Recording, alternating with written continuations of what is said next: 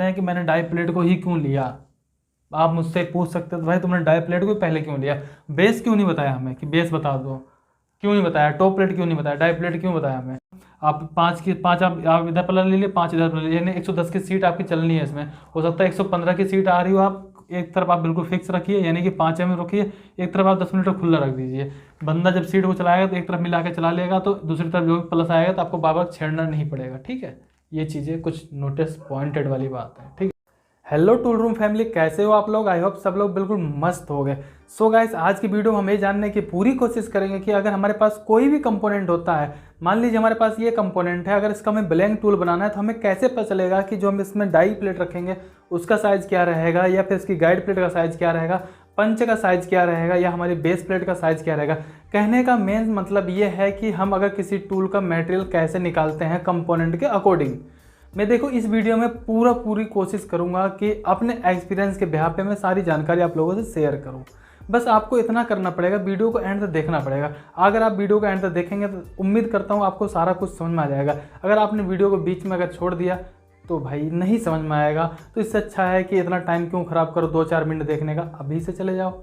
ठीक है, और जो रुक रहे हो तो भाई साहब सबसे पहले आज हम एक बात करने वाले हैं।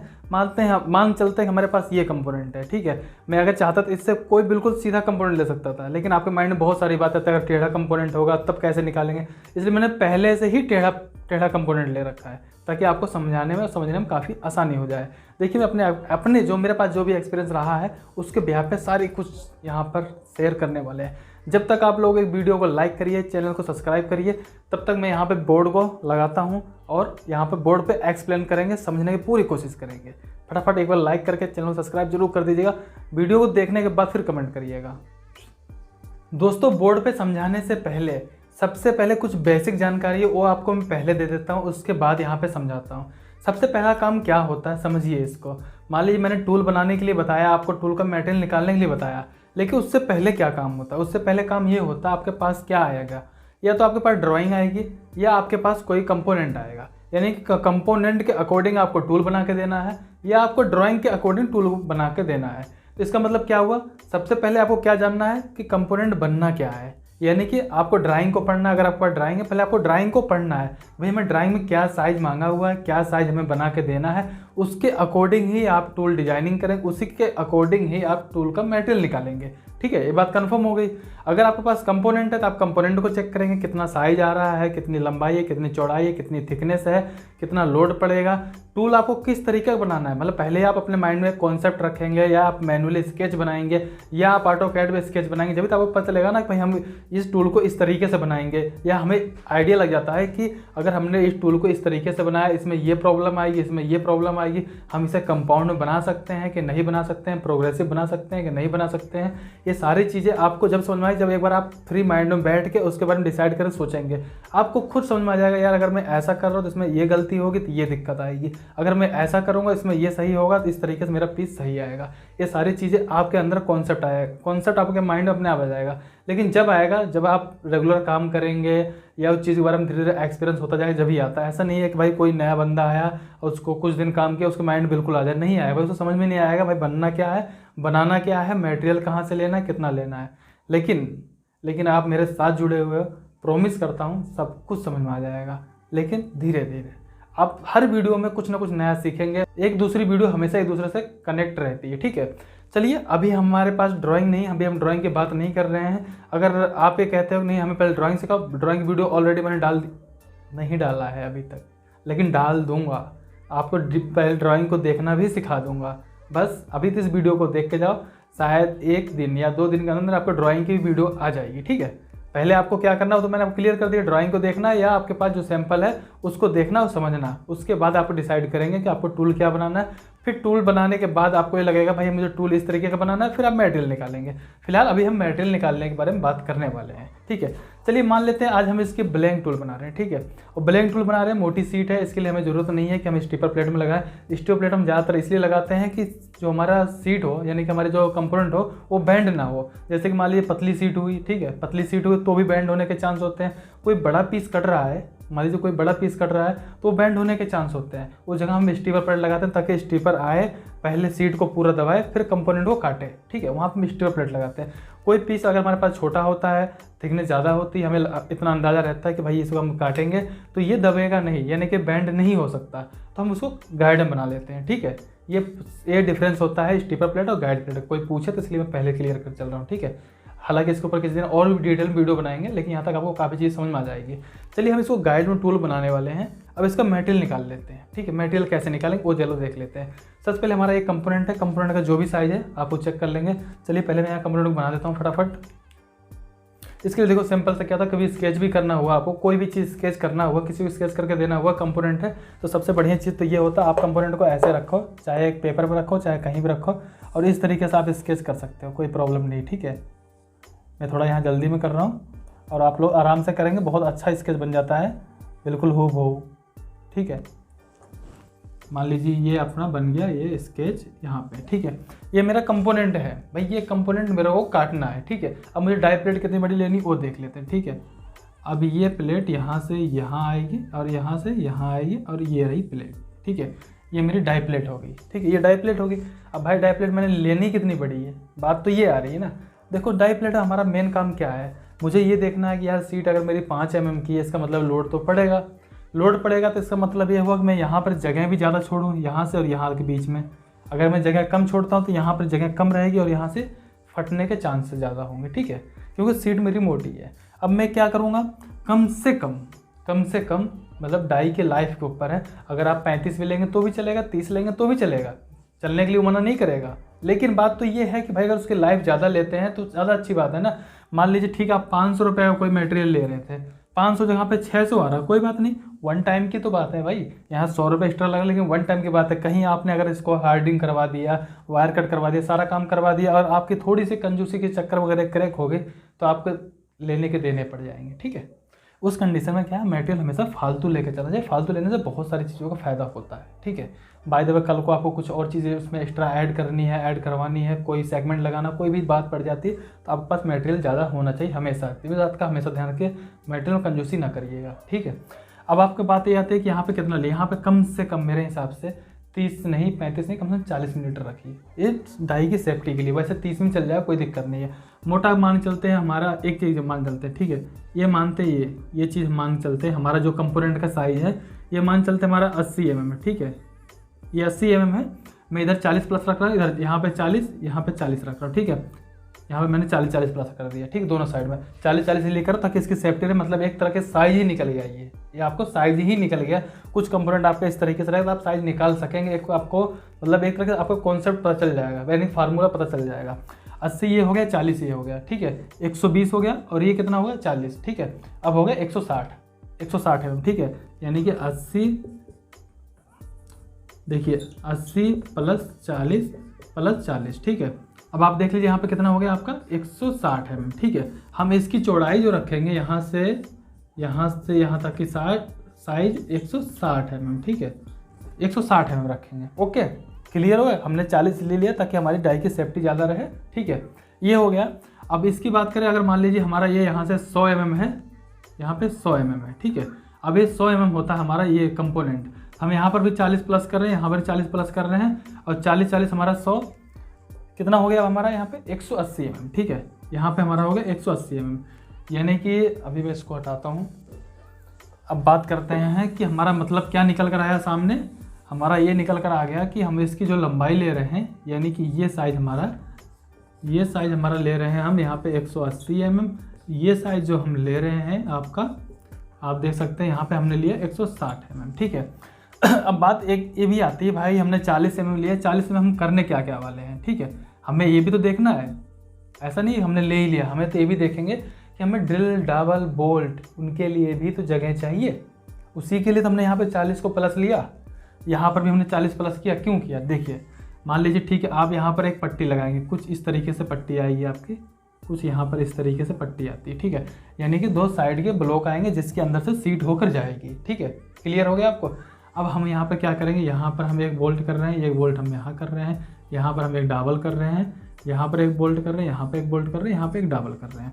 तो हमें यहाँ पे जगह चाहिए थी ना भाई, हम 40 यहाँ पे 50 भी ले लें तो कोई दिक्कत नहीं, हम यहाँ पे और फालतू लेंगे तो भी अच्छा रहेगा। अच्छा क्यों रहेगा भाई, अगर मान लीजिए मैं यहाँ से यहाँ, अब मैंने ये डबल किया, यहाँ पे मैंने 40 mm गैप छोड़ा, अगर मैं यहाँ पे मेरा सिर्फ 10 mm बचता है, मैं यहाँ कर दूँ ऐसे, यहाँ 10 mm बचेगा तो कमज़ोर हो गया, कमज़ोर हो गया मतलब टूट जाएगा। तो इसका मतलब क्या करना था मुझे, 40 की जगह मुझे यहाँ पे और फालतू लेना चाहिए। फालतू क्यों लेना चाहिए, इसी बोल्टों के लिए, ताकि यहाँ पे कमज़ोर ना पड़े ये चीज़ यहाँ पे कमज़ोर हो, जगह कम पड़ी ना, वहाँ पे कमज़ोर हो गए। कोई नहीं, हम यहाँ पे 10 मिलीमीटर इसको और फालतू करते हैं, यानी कि हम इसको 200 की प्लेट करते हैं, 200 की प्लेट करते। एक चीज़ और यार एक्स्ट्रा बता के चलता हूँ, कोई चीज़ें मतलब जो साइज आता है ना, एक साइज तो आप हर तरीके का कटवा सकते हो, कोई बात नहीं है। मान लीजिए एक जो साइज आएगा, एक स्टैंडर्ड साइज आएगा डाई प्लेट का, मान लीजिए 200 चौड़ाई का आता है, ठीक है। 200 में से आपका जो साइज़ कटवाना है, मान लीजिए मेरे पास 200 का है, 160 उसमें से मैं कटवा दूंगा, कोई दिक्कत नहीं है, ठीक है। लेकिन अगर मैं बोलूँ भाई 160 का 160 काट दे, ठीक है, 160 180 काट दे, तो बंदा क्या करेगा भाई, 160 वाली प्लेट नहीं हो, 180 वाली प्लेट नहीं हो, 200 वाली प्लेट वो काट के दे देगा, उसमें पता लगा आपको काटिंग के चार्ज ज़्यादा आ जाएगा। इसलिए इन चीज़ों का हमेशा कैलकुलेशन कर चलिए कि स्टैंडर्ड साइज़ की प्लेटें कौन कौन सी होती हैं, उसके हिसाब से आप साइज़ को प्लस कर लो। प्लस कर लोगे उससे आपको फायदा होगा, कटिंग चार्ज उतना दे दोगे, उससे अच्छा है उतना ज़्यादा प्लस मटेरियल ले लो, मटेरियल आपके काम में आ जाएगा और आपकी डाई की लाइफ भी बनी रहेगी। सबसे प्लस पॉइंट ये हो गया ना।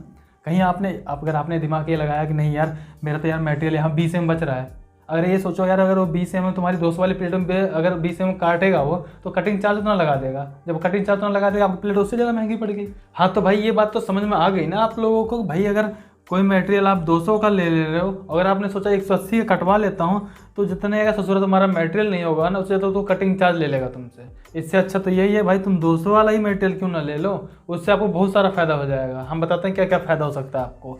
सबसे पहली बात तो यहाँ पर जो बोल्टिंग का तरीका होगा वो चेंज होगा। तरीका मतलब ये होना चाहिए जो इसका एक्चुअल तरीका है। अगर आप बनाते हैं तो क्या होगा, बनाते समय आपको एक बोल्ट यहाँ कर देना है, एक लास्ट में कर देना है और एक बीच में कर देना है, ठीक है। ये 3 हो जाएंगे आपके टाइट करने के लिए, गाइड प्लेट में से आएंगे, टाइट हो जाएंगे। यहाँ पर एक डबल करिए, एक डबल यहाँ पर करिए, एक डबल यहाँ पर, एक डबल यहाँ पर, एक बीच में होल, एक होल यहाँ, एक होल है, यानी कि 3 बोल्ट 2 डबल इधर, 3 बोल्ट 2 डबल इधर, ठीक है। इससे आपको फ़ायदा हो जाएगा, एक तो आपके डाई की अलाइनमेंट भी काफ़ी अच्छी मिली रहेगी, क्योंकि आपकी सीट मोटी है। अगर आप ओपन रख रहे हैं, पिलर सेट में नहीं लगा रहे, उसके जहाँ पे आपके काफ़ी अच्छे गाइड करेंगे, ठीक है। उसके साथ साथ जो आपका साइड का ब्लॉक होगा, ब्लॉक भी बिल्कुल ट्विस्टिंग नहीं करेगा, 2 डबल रहेंगी तो, ठीक है। मैटर बिल्कुल क्लियर हो चुका है यार। अगर पता दिक्कत कहाँ पर है, सबसे बड़ी दिक्कत कहाँ पे, मैं वीडियो बना नहीं रहा 3-4 दिन से, पता क्यों नहीं बना रहा था, इसीलिए नहीं बना रहा था। वीडियो जब बनाने के लिए मैं डिसाइड करता था सिर्फ 5 मिनट अंदर मैं वीडियो फिनिश कर दूंगा, ठीक है, क्योंकि मुझे अपलोड करने में दिक्कत नहीं आएगी, एक्सपोर्ट करने में दिक्कत नहीं आएगी। लेकिन कहानी कहाँ फंस जाती है भाई, 15-20 मिनट लग जाते हैं। क्यों लग जाते हैं, मैं सोचता हूँ यार कुछ छोड़ूँ ना ऐसा जो आप लोगों को माइंड में समझ में ना आए, सारा कुछ समझ में आ जाए, कहाँ से बात कहाँ रहती है, बात कहाँ से कहाँ पहुँच जाती है। एक चीज़ चलो आपको फिर शॉर्टकट बता के चलता हूँ, स्टैंडर्ड मटेरियल का साइज़ जो होता है हमेशा उसके हिसाब से आपको ले लेना चाहिए, यानी कि 5 मिलीमीटर प्लस या माइनस लेके चलना है। 10 मिलीमीटर प्लस ले लीजिए, कोई दिक्कत नहीं आएगी, स्टैंडर्ड साइज लीजिए। जैसे कि आपकी जो साइज़ आती है उस साइज़ की बात करें तो जैसे मान लीजिए कोई फ्लेट लेते हैं आप, फ्लेट आपकी 1 इंची की आ रही है, 2 इंची की आ रही है, 80 mm की आ रही है, 100 mm की आ रही है, 125 की आ रही है, 150 की आ रही है, 175 की आ रही है, 200 की आ रही है, 225 की आ रही है, 250 की आ रही है, उसके अकॉर्डिंग लीजिए। कहीं पता लगे कि आपने 10-5 mm कम कर दिया और सोचा आपने भाई मैं तो साइज़ तो आपको काट दे देगा, दुकान वाले का काम ही यही है, लेकिन कटिंग चार्ज तो लगा देता है, ठीक है। अब मुद्दा हमारा ये हो चुका, ये सारा कुछ हमारा क्लियर हो चुका। हमने ये प्लेट इतने प्लेस इसलिए लिए, यहाँ पर हमारा ये सारा कुछ हो गया। यहाँ पर हमारा स्टॉपर आएगा तो स्टॉपर यहाँ पर आ जाएगा, ठीक है। स्टॉपर के लिए हमारे पास यहाँ जगह मिल गई है। अब बात यार एक कहानी और भी है, लेकिन वो किसी और वीडियो में बताएंगे, यानी कि जो कंपोनेंट है, अगर कंपोनेंट किस तरीके से निकलेगा, स्टॉपर कहाँ सेट होगा, मैटर किसी और वीडियो में बताएंगे, ठीक है। क्योंकि ये कंपोनेंट ऐसे, इसका जो स्टॉपर सेट यहाँ पर नहीं होगा, इसका स्टॉपर एक पीस को छोड़ने के बाद होगा, ठीक है। वो ऐसा क्यों है वो किसी और वीडियो में कवर करेंगे, बहुत लंबी वीडियो हो जाएगी। अभी फिलहाल में ये समझते हैं कि मैंने डाई प्लेट को ही क्यों लिया। आप मुझसे पूछ सकते हो भाई तुमने डाई प्लेट को पहले क्यों लिया, बेस क्यों नहीं बताया हमें कि बेस बता दो, क्यों नहीं बताया, टॉप प्लेट क्यों नहीं बताया, डाई प्लेट क्यों बताया हमें। एक बात ध्यान में रखो हमेशा, क्या होता है एक्चुअली यार, देखो किसी चीज़ को मास्टर मानना होता है हमें, ठीक है। किसी भी चीज़ को, जैसे हम कहते नहीं भाई हम मतलब किसी को गुरु मानेंगे जब तो कुछ सीखेंगे, ये कहते हैं ना, तो इसका मतलब क्या हुआ, इसका मतलब ये हुआ हम भाई इसको मास्टर मानेंगे, ठीक है। ये हमारा कंपोनेंट है, ये डाई प्लेट को हमने मास्टर मान लिया। अब हमारे पास सारा कुछ क्लियर होता चला जाएगा। हमारे डाई प्लेट की जो भी साइज़ है इसके ऊपर ही हमारी गाइड प्लेट आएगी, ठीक है। गाइड प्लेट हमारे इसके ऊपर ही आएगी, तो हमारा क्लियर हो जाता है। अगर इस प्लेट को हम कम से कम 32 तो कम से कम लेंगे ना, 32 तो कम से कम लेंगे भाई। अगर हम 32 लेते हैं, मान चलो कि हमने ऐसे 32 × 160 इंटू 180, ठीक है। ये हमारा डाई प्लेट का साइज़ हो गया, ठीक है। ये हमारा डाई प्लेट का साइज़ हो गया। हमारे गाइड प्लेट की साइज़ क्या आएगी? अगर हम गाइड प्लेट में ये सोचते हैं कि हमारा जो पंच है काफ़ी कवर करके चले, पतली प्लेट लगाते हैं जैसे कि बैंड होने की, टूटने के, वैसे कुछ सोचते हैं तो यार हमारा कम से कम 32 की रख लेनी चाहिए। उस कंडीशन में हमारी 40-32 रखो, ज़्यादा अच्छी है। ज़्यादा अच्छी मतलब है कि भाई उसकी लाइफ ज़्यादा रहेगी, ठीक है। बैंड होना, टूटना वगैरह कुछ भी नहीं होगा। हालांकि जो हार्ड प्लेट होती है कभी बैंड नहीं होती, टूट जाती है, बात ध्यान रखिएगा। हार्ड प्लेट जो होती है वो टूट जाती हैं, सॉफ्ट प्लेटें हमेशा बैंड हो जाती हैं, ठीक है। बिल्कुल क्लियर। जैसे सूखी लकड़ी हो, जो तोड़ोगे आप ऐसे टूट जाए कट से, लेकिन अगर हरी लकड़ी रहेगी वो वैसे मतलब मुड़ जाएगी, ठीक है। अब मान लीजिए हम इसको 40 रख लेते हैं, ज़्यादा अच्छी बात है, 40 रख लेते हैं। अब हमारी जो गाइड प्लेट आएगी, ठीक है, जो हमारी गाइड प्लेट आएगी वो हमारी 32 इंटू 160 इंटू 180, ठीक है। ये हमारी हो गई डाई प्लेट। हमने यहाँ पे SC HCR का ले लिया और हमने EN31 का अपना ये गाइड प्लेट ले लिया। गाइड प्लेट EN31 का इसीलिए लिया, पिछले कई वीडियो में बता भी चुका हूँ, ताकि ये जो हमारा पंच है कई बार बाहर भी निकाल दें या उसमें बार बार चले तो उसकी वजह से वो ख़राब ना हो, जैसे कि स्क्रैच ना पड़े, या फिर कई बार होता है ना स्क्रैच पड़ जाता है, लाइन आ जाती है, या फिर वो लूज ना हो। क्योंकि MS की प्लेट में ज़्यादातर देखेंगे आपका पंच लूज हो जाता है, पंच ऐसे हिलने जाता है, पंच साइड में मारता है, बाद में दिक्कतें भी आती है कई सारी, ठीक है। तो EN31 के लीजिए, हार्ड करा दीजिए, कोई प्रॉब्लम नहीं है। स्टीपर प्लेट में प्रॉब्लम आती है लेकिन गाइड प्लेट में प्रॉब्लम नहीं आती, क्योंकि वन टाइम के लिए फिक्स हो जाता है, ठीक है। आपका क्या क्या क्लियर हो गया यहाँ पर? ये क्लियर हो गया, ये क्लियर हो गया, die plate guide plate clear हो गए।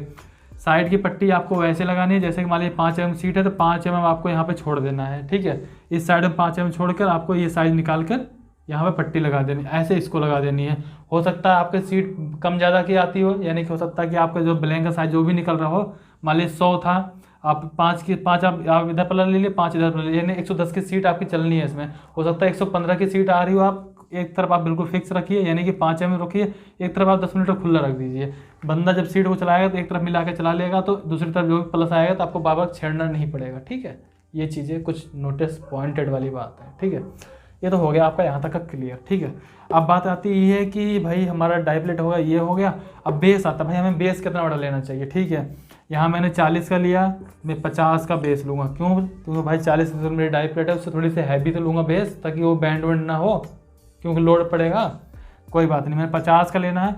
160 मेरे डाई प्लेट का साइज़ है, 50 इंटू 200 लूँगा मैं। 200 क्यों ले रहा हूँ? क्योंकि 20 mm कम से कम दोनों साइडों में रहना चाहिए। मान लो कल को मेरे को कोई स्टॉपर लगाना हुआ या कोई चीज़ वहाँ पे एडजस्ट करनी हुई, तो फिर मैं इस वाली साइड में मैं 20 mm और प्लस कर रहा हूँ बेस पे, ठीक है। इस वाली साइड में ध्यान रखिए, इस वाली साइड पे, ठीक है। अब बात आती है कि यहाँ पर 180 है तो यहाँ पर कितना मिलूँगा? कम से कम पर साइड 25 mm कम से कम होना चाहिए क्लेम करने। लेकिन ऐसी थोड़ी हैवी डाई बनती है जहाँ पे इतना मोटा पीस करता है, झटका लगता है, 25 mm भी क्लेम सही से नहीं हो पाता। इस कंडीशन में कम से कम 35 mm पर साइड रखें, 35 से 40 mm, ठीक है। 35-40 mm रखिए। देखिए यार 2 इंच 1 इंच फालतू लेके चलिए, 10 mm 20 mm फालतू लेके चलिए, कोई प्रॉब्लम नहीं आएगी, लेकिन आगे के लिए दिक्कत ना आए, ठीक है। इसलिए रखने के लिए आप 1 इंच ही रख लो तो बंदा जुगाड़ करके चला लेगा, लेकिन जुगाड़ सक्सेस नहीं होता, ठीक है। इस कंडीशन में आपको क्या करना है, जहाँ पर 180 है आपका, अगर आप 30 mm फालतू लेते हैं, ठीक है, 33 ले लीजिए या 35 ले लीजिए, 35 ले लीजिए और अच्छी बात है। 35 लेते हैं 70 हो जाता है आपका, तो 180 आपकी डाई प्लेट है, ठीक है। यहाँ पर जो आपका साइज़ है 180 डाई प्लेट का साइज़ है, 50 200 180 आपका ये था, इसमें से आपने 70 को प्लस कर दिया, यानी 35 इधर, तो आपका कितना होता है 250 250 mm की आपकी बेस प्लेट होगी, ठीक है। लगभग क्लियर हो, बेस हो गया, गाइड प्लेट होगी, डाई प्लेट होगी, ठीक है। अब हमारे पास पंच आता है, भाई अब हमें पंच बनाना है, ठीक है। पंच का मटेरियल अगर आप अपने यहाँ पर बना रहे हैं तो आपका जो भी ये मटेरियल निकल रहा हो, ठीक है, जो भी ये मटेरियल निकल रहा हो आपको उस मटेरियल को मंगा लेना है। लेकिन वहाँ पर भी वही कंडीशन अप्लाई होती है। मान लीजिए एग्जाम्पल के लिए आपका 76 का 77 का कोई मटेरियल निकलता है, ठीक है, लेकिन भाई ऐसा तो नहीं है 76 का आएगा, नहीं आएगा। ऐसा नहीं, अगर आपको 76 का पंच फिनिश साइज बनाना है, आप 76 का लेकर काम चला लोगे, नहीं चलेगा। उस कंडीशन में आपको भाई वही लेना पड़ेगा जो मटेरियल आता है, यानी कि 80 का, या फिर आप कटवा सकते हैं। लेकिन फिर भी कटवाएंगे आप 1-2 मिलीमीटर 3 मिलीमीटर 5 मिलीमीटर फालतू कटवाएंगे, क्योंकि हमेशा जब हेक्सा पे कटता तो टेपर हो जाता है, इसलिए कम से कम 5 मिलीमीटर फालतू लेके चलिए, ताकि लाके आप मशीनिंग करके राइट एंगल करके उसको काम में ले सकें, क्योंकि टेपर आता है, ठीक है। हालांकि वो मशीन वाले भी, मतलब हेक्सा वाले भी, वो प्लस में ही लेके काटते हैं, ताकि वो ऐसा ना हो जाए कि वो साइज से माइनस हो जाए, ठीक है। यहाँ पर ये हो गया। अब इस कंडीशन में अगर बात ये आ जाए कि अगर इसे हमें वायर कट करवाना होगा इस पंच को, तब क्या करोगे भाई? ठीक है। इस कंडीशन में अगर हो जाए कि भाई हमें अगर मान लीजिए हमें ये अगर हम मान लेते हैं हमारा ये ब्लैंक है, अगर इसको हम वायर कट करवाएंगे तब क्या करेंगे। वायर कट करवाते समय आपको ध्यान क्या रखना है आपको ये बता देता हूँ मैं। इसके लिए देखो सिंपल सा चीज़ है, ध्यान रखने वाली बात ये है, जो भी आपका साइज़ है, मेन चीज़ क्या है कि सामने वाले को आप वायर कट पे दे रहे हो या मैं आपसे बोल रहा हूँ इस पर कुछ काम करना है, तो आप भी तो बोलोगे भाई मुझे क्लेम करने के लिए जगह तो दोगे, पकड़ने के लिए जगह तो दो, उस पकड़ूंगा जब मैं इस पर काम करूँगा। भाई हर कोई यही बोलेगा, पकड़ने के लिए इसको जगह चाहिए होती है, ठीक है। पकड़ने के लिए जगह चाहिए, ये आपको आप अपने हिसाब से देख सकते हो वहाँ पर कितना मटेरियल बचा सकते हैं। इसके 2-3 तरीके हैं, ठीक है। मान लेते हैं हमारे पास ये कंपोनेंट हुआ, ये रुक जाओ, ये स्केच नहीं चल रहा, दूसरा स्केच लेके देखते हैं एक बार हम। देखिए ये स्केच मैंने ले लिया, अब यहाँ पर चलिए इसको समझ लेते हैं कि भाई हमें पंच का मटेरियल कैसे निकालेंगे। मान लेते हैं कि हमारा ये वायर कट से पंच निकलेगा, ठीक है। मान लेते हैं कि हमारा ये वायर कट से पंच निकलेगा, ओके ओके, प्रॉब्लम। अब बात ये आती है हमें वायर कट के लिए मतलब जो मटेरियल देना है फालतू देना पड़ेगा, क्लेम करने के लिए जगह चाहिए, कितना लेना है। अब समझ चलिए हमें क्या करना। मान लीजिए हमारा ये कंपोनेंट का साइज जो निकल रहा है ये आपका 100 निकल रहा है, ठीक है, 100 निकल रहा है। और ये मान लेते हैं हमारा 80 निकल रहा था, ठीक है, 80 mm निकल रहा है। तो हम 100 वाले को क्या करेंगे, 125 का स्टैंडर्ड मटेरियल आता है, हम 125 ले लेंगे। इधर वाले को हम क्या करेंगे भाई, 80 वाले को हम 100 ले लेंगे, ठीक है। यानी कि 10 mm इधर फालतू हुआ, 10 mm इधर फालतू हुआ, और ये 100 वाला हमारा 12.5 में इधर फालतू होगा, ठीक है, ठीक है। मतलब इसका जो मेन पर्पज़ क्या होता है ये बात समझिए, मतलब इसका मेन काम क्या है।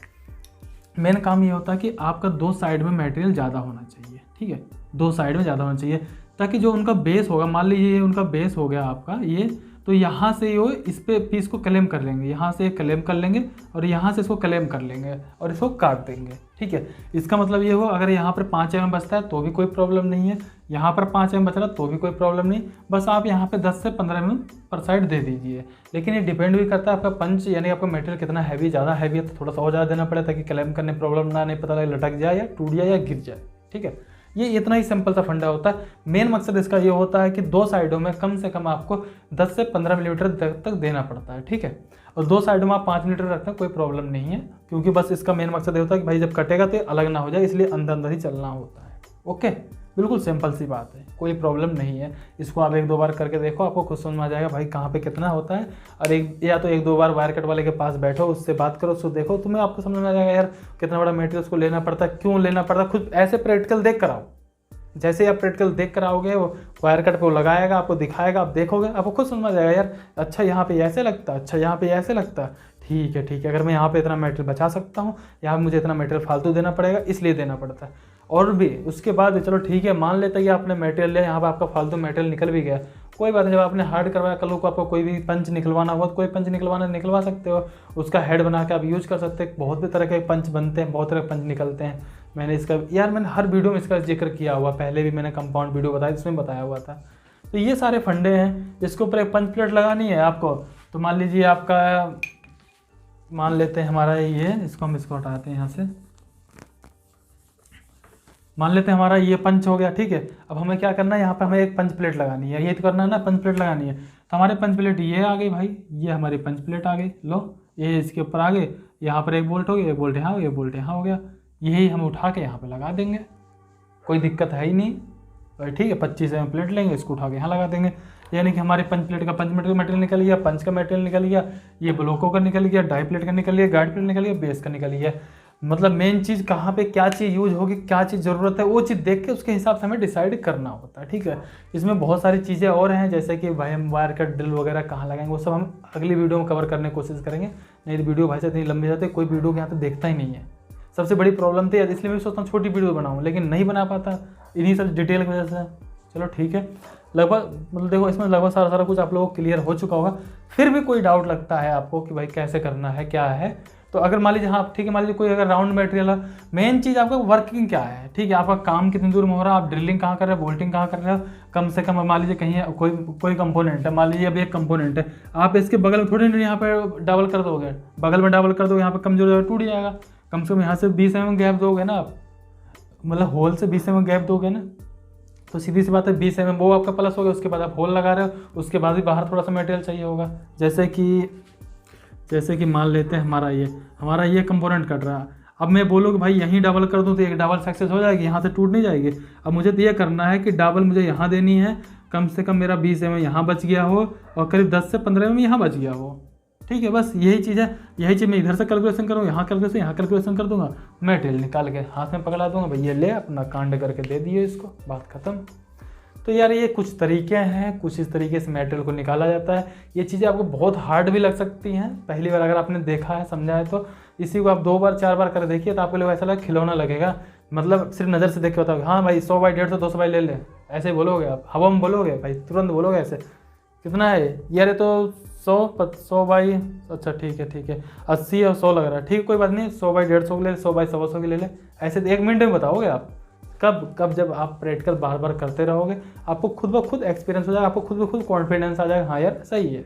ये चीज़ें सब सिर्फ ऐसे प्रैक्टिकल करने पे आएगी। ठीक है, मैं कितना भी बता दूं, कितना भी समझा दूं, घोर के पिला दूंगा, फिर भी कोई फर्क नहीं पड़ेगा। जब आप प्रैक्टिकल करोगे आपके दिमाग में तुरंत आ जाए, अच्छा अमर भैया वहाँ पे ये बता रहे थे, अच्छा ठीक है, आपको खुद भी समझ में आ जाएगा। मैं आपको एक चीज़ समझाता हूँ, देखिए मेरे को यहाँ से दिल्ली जाना, ठीक, मेरे को रास्ता के बारे में नहीं पता, ठीक है, मान लीजिए मेरे को रास्ते के बारे में पता ही नहीं है, ठीक है, या फिर मान लीजिए मैं बहुत पहले गया तो मैं भूल गया, मेरा रास्ता आपसे पूछा, आपने मुझे बताया भाई यहाँ से ऐसे जाना, वहाँ से वैसे जाना, वो चौक पड़ेगा, वहाँ से लेफ्ट लेना, वहाँ से राइट लेना। अब आपने मुझे यहाँ पे खड़े खड़े तो बता दिया एक बार में, यहाँ से दिल्ली तक का रास्ता, यहाँ से 35 किलोमीटर मुझे रास्ता बता लिया, मुझे थोड़ी समझ में आ गया। अब तो मैं सोचूंगा यार मुझे तो समझ में नहीं आया कहाँ पे लेफ्ट लेना, कहाँ पर राइट लेना, लेकिन इतना तो समझ में आया कि भाई अभी यहाँ से तो मैं निकलूँ, जैसे मैं यहाँ से निकलूँगा तब अच्छा वो बताया तो वहाँ पे चौक पड़ेगा, अच्छा ये रहा चौक, अच्छा ये लाल बत्ती, अच्छा यहाँ से मुझे राइट लेना, अच्छा आपके माइंड में खुद ब खुद कॉन्सेप्ट आने लग जाएगा, समझ में आने लग जाए हाँ यार यहाँ से ऐसे लेना, यहाँ से ऐसे लेना है। फिर भी कोई डाउट आता है तो आप दोबारा से उसको पूछ सकते हैं, लेकिन जब चलोगे ही नहीं भाई तो फिर कुछ नहीं होना है भाई। ठीक है, वीडियो बहुत लंबी हो गई होगी, जो यहाँ तक आकर देखे होंगे तो यार वो एक लाइक कर दीजिएगा, चैनल को सब्सक्राइब कर दीजिएगा। मैं तो आज भी कहता हूँ अगर मेरे को कोई इस तरीके की जानकारी शेयर करे, अगर वो 6 घंटे की वीडियो बनाए भाई, मैं 6 घंटे की वीडियो देखने लेते यार हूँ, क्यों मेरे को नॉलेज मिलनी चाहिए। थोड़ी देर के लिए मैं खाना पीना सब भूल जाऊँगा, लेकिन कोई भी मेरे को नॉलेज दे, भले कितनी वीडियो लंबी हो, बस नॉलेज होनी चाहिए यार। हम साला अपना टाइम कितना ज़्यादा ख़राब कर देते हैं, कभी मूवी देखने में, घूमने फिरने में, कुछ नॉलेज वाली बात होती है उसके लिए यार हम टाइम अगर दे दें तो क्या दिक्कत आती है। मुझे भी बहुत तकलीफ होती है यार, इतनी लंबी वीडियो का एक्सपोर्ट करना, अपलोड करना, यहाँ तक नेट भी खत्म हो जाता है, एक्स्ट्रा रिचार्ज करना, बहुत सारी प्रॉब्लमें आती हैं। सो गाइस, उम्मीद करता हूँ आप लोगों की वीडियो अच्छी लगे तो एक लाइक करके चैनल सब्सक्राइब जरूर कर दीजिएगा। इस वीडियो के रिगार्डिंग कोई भी क्वेरीज हो तो आप कमेंट कर जरूर बताइएगा, और नेक्स्ट वीडियो किस टॉपिक बनानी है उसके ऊपर भी कमेंट करिएगा। हालांकि जो मेरे को बेटर लग रहा है मैं उस पर एक स्टेप बाय स्टेप सारा कुछ आप लोगों को शेयर करने वाला हूँ, जैसे कि ड्राइंग के बारे में और चीज़ों के बारे में, ड्रिलिंग डाटा वगैरह सारा कुछ बताऊँगा, टेंशन मत लो। बस आपको लाइक सब्सक्राइब शेयर करना है यार, बस बहुत जल्दी आप 10 के कंप्लीट करवाओ, क्योंकि आगे का स्टेप बहुत ही धांसू लेकर आने वाले, बहुत कुछ करने वाले हैं यार हम लोग। सो गाइस, आप लोग अपना काम करो, मैं फटाफट अपना काम कर रहा हूँ, like comment share, bye bye, tata bye bye. Subscribe now and press the bell icon. Never miss an update.